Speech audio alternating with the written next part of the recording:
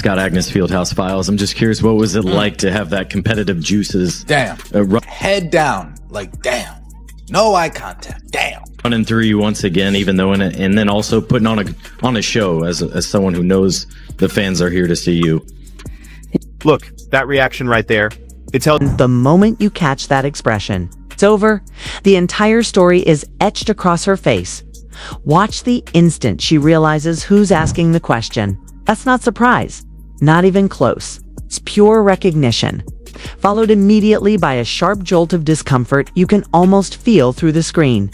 Her smile crumbles. Her eyes drop. She refuses to meet his gaze. The whole room's energy flips in seconds. The man speaking is Scott Agnes from Fieldhouse Files, the beat reporter who's shadowed the Indiana Fever all season. And the striking part, Caitlin Clark clearly wants him as far from her as humanly possible. Caroline Collins from Visit St. Pete Clearwater over here. Hi, great job out there. Damn! Look at that! Look at that! Look at that smile! Lighting up like a Christmas tree. Today, just wanted to ask you if you and your teammates got to do anything fun in the St. Pete Clearwater. Look at that, dude. The whole entire time this woman's asking the question, Caitlin Clark's making perfect eye contact with her. Just wanted to ask you if you and your teammates got to do anything fun in the St. Pete Clearwater area and just what you think of this beautiful place. Shift to the next exchange from that same press conference just minutes later. A completely new reporter steps forward, and suddenly Caitlin seems like a different person entirely. She holds direct eye contact, smiling genuinely this time. She leans in, fully engaged, answering with warmth and energy. She even shares vivid little stories about her family trips to St. Petersburg. The contrast hits like a punch. Same room, same moment, same Caitlin Clark. But the energy is polar opposite. So what did Scott Agnes do to earn the coldest reception?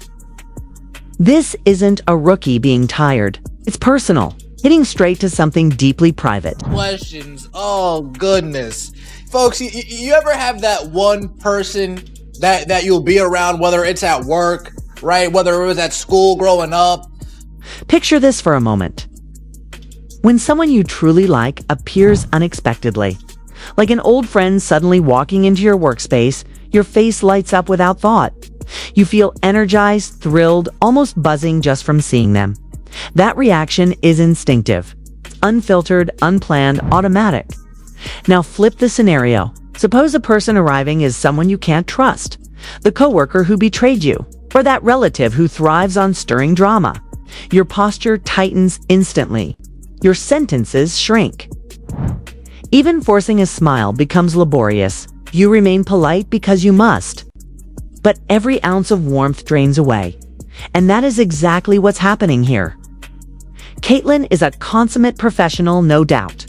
She will answer Scott Agnes's question, fulfill her duty, but offers him nothing beyond the strict minimum. Not a glance, not a spark. Nothing extra. Maybe a family reunion, a family gathering, a get-together, the in-law shows up, the cousin shows up, the uncle, the aunt, and then just instantly, as soon as they arrive, the energy just shifts, right? As soon as they show up, a dark cloud just comes hovering around that environment. Sometimes it even trickles down to you, right? You at work, you won't be disrespectful, but you'll be short, you'll be brief, hard to crack a smile, hard to garner. Too seriously, watch her posture while he speaks. Her chin dips, her eyes are fixed on the floor. She intentionally avoids meeting his gaze, scanning anything except the man asking the question.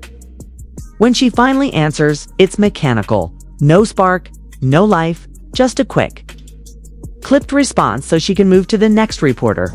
Now compare that to how she interacts with the Visit St. Pete Clearwater reporter. She doesn't even know this woman, yet she maintains direct eye contact, smiling before the question is fully asked, radiating genuine energy. She's animated, relaxed, even sharing personal anecdotes about her family's trips without prompting. That is real engagement. It's not about familiarity, it's about trust. And Scott Agnes. He clearly burned every ounce of it. What exactly transpired? I'm not going to give you some stills. Let's get it in its full context, shall we? With it. Fine, go for it. Galen Scott, Agnes Fieldhouse Files. I'm just curious, what was it like to have that competitive juices Damn. Head down. Like, damn. No eye contact. Damn. running through you once again, even though and then also putting on a show. So what really happened? Why would one of the league's brightest rising stars treat a beat reporter who's covered her team all season like he's radioactive? Two events ignited the fire and both threw the Fever fan base into complete chaos. The first, July 2024, Scott Agnes published an article branding Caitlin Clark supporters as the dark side. And he wasn't referencing just a few extreme accounts. He framed the entire surge of new fans she brought to the WNBA as a looming negative force threatening the league. Now consider it from her perspective. You're a rookie who just shattered attendance records, brought massive national attention to women's basketball, and drove viewership numbers unseen since the Diana Taurasi era. And the reporter covering your team publicly disparages the very fans who fill arenas and buy merchandise. That's not analysis.